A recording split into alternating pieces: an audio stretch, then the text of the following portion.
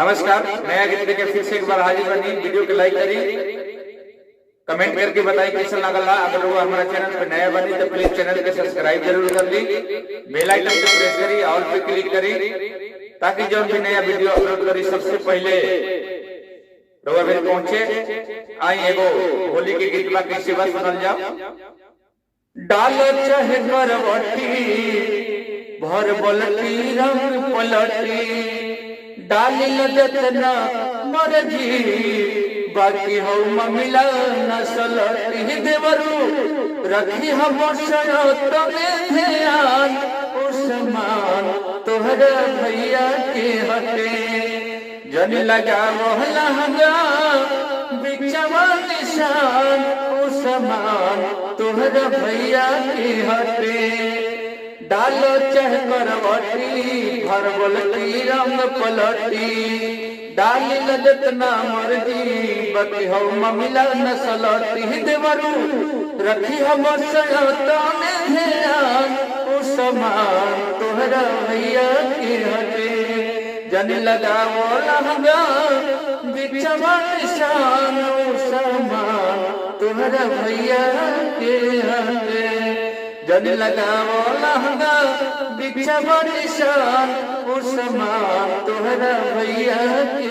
ललका लगाला तू लगाला हरियर का, डली गुलाल चाहे पियर का।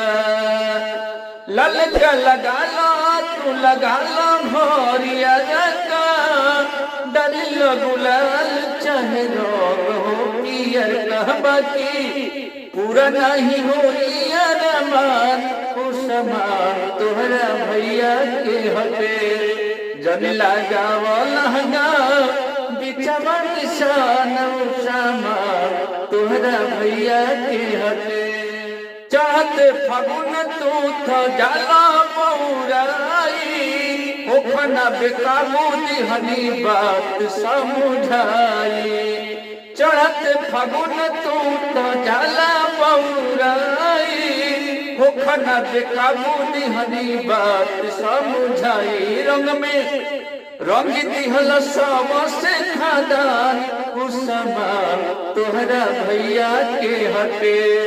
जन लगावो लहंगा बिचवा निशान, उस्मान तोहरा भैया के हटे। रंग दिल जब रंग साड़ी संग चोली, न जाने कौन खेलल चाहे होली। रंग दिल जब रंग साड़ी संग चोली, न जाने कौन खेलल चाहे। मन मित्र बन जानी बड़ा कसयान, उस्मान तोहरा भैया के हटे।